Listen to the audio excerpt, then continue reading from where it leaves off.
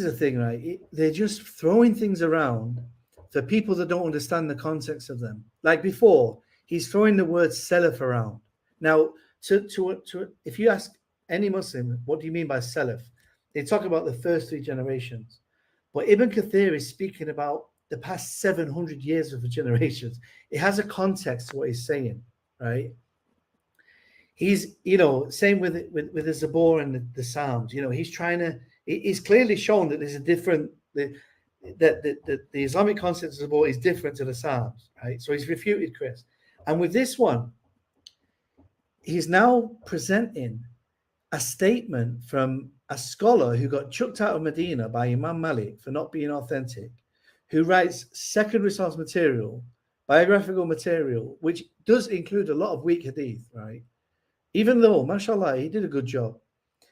But even that, Ibn Ishaq doesn't say the wrong thing. Now, I don't agree with Ibn Ishaq on this point. Ibn Ishaq is trying to use the comforter point. The point saying this is Muhammad in the Bible about the comforter to come, right? Partly. This is the first time in Islamic literature that I've found where the Bible has actually been quoted directly. There's other ones where they try to say, it's a version of it, or it's semi-quoting it, etc., paraphrasing. This is the first time in Islamic literature I'm aware of where the Bible is actually directly quoted. Now, Ibn Ishaq was either a convert or a son of a convert, if I'm not mistaken, right? And so he had this bias towards the Bible to begin with. The Prophet Muhammad and the Sahaba never affirmed that the comforter is Muhammad. Now, I'm not going to get into whether it is Muhammad or not, right? We don't need to go there. It's not something I use. Some people use it, but let's move on. The point here is, does Ibn Ishaq believe that the Injeel is the book of John? Clearly not. This is the claim made by him. And look for, he says, among the things which have reached me about what Jesus son of Mary stated in the Injeel, again, they've translated as gospel, because that's an obvious thing. When would Ibn Ishaq, writing in Arabic, ever use the word gospel? I don't even think the word gospel had been coined in English at that time. I don't think, when was the English translation of the Quran first written? 1500s or something. SubhanAllah, I don't think the word gospel was even invented then. So the fact is, what was stated in Injeel, which he received from God.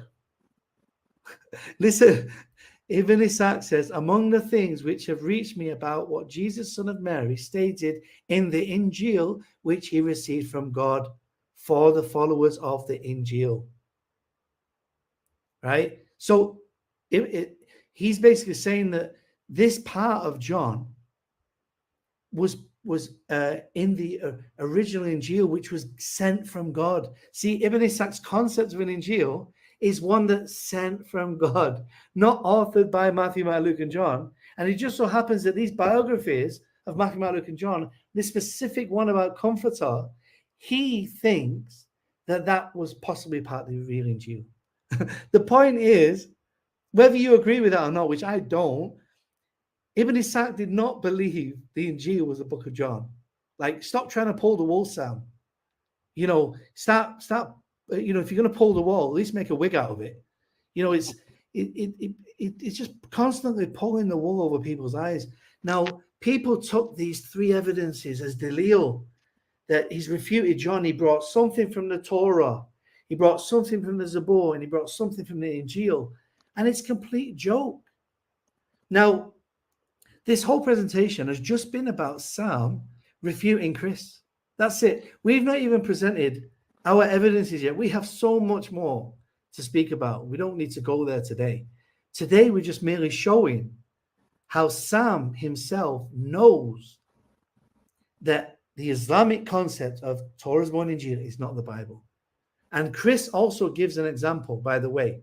So Chris, in his presentation, which we didn't get a chance to go through, he shows two hadith.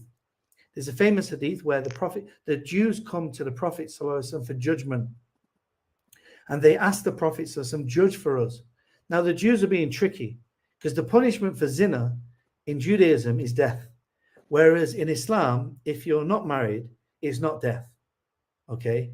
So the Jews wanted a lesser punishment, but Allah told the Prophet, so judge them by the Torah in Medina. Okay? Not the Bible, the Torah in Medina. What's my evidence? I'll show you. The first thing is, in the Hadith, it says the Prophet takes the Torah in Medina and he puts it on a cushion and says, I believe in this and the one who revealed this. That's evidence one. Now they open the Torah and he says, read from it. And the Jews cover it. And Abdullah bin Salam says, it says in the Torah that the punishment is stoning. Now Sam and everyone will say, see, it says that in the Old Testament, which it does. But the one in Medina had more information. It said you need 4 witnesses. And you need to see the eyeliner go in the eyeliner pot. It's a modest way of saying. Yeah, you don't need to say that. The deed. You don't need to say that. It's a modest way of saying. Anyway, penetration. The point is that the Prophet was modest, and Allah, when He reveals things as well, it's in a modest way. But the point is, the Torah in Medina says you need 4 witnesses, and you need to see the eyeliner go in the eyeliner pot. That's not in the Torah in Medina. Sorry, that's not in the Old Testament or the Bible. That's in the Torah in Medina. So the point is, Chris himself proved indirectly, if he would have read the hadith that he quoted properly, that there's a separate Torah in Medina. Sam's clearly shown it in his blog, which he skipped past in the live. He didn't want to go there in the live, right? He skipped past that part in the blog because it didn't fit his narrative. He tries to pull the wool. He shows clearly that the Zabur is different to the Psalms, and he tries to pull the wool that Ibn Ishaq believed the Injeel was the book of John. That's just ridiculous. So, these guys, the thing is, if to an untrained eye, to someone who's not familiar with the rhetoric, these guys, their speech is like magic, bro. And they will have you think that they presented evidence, but in reality, they've not presented nothing.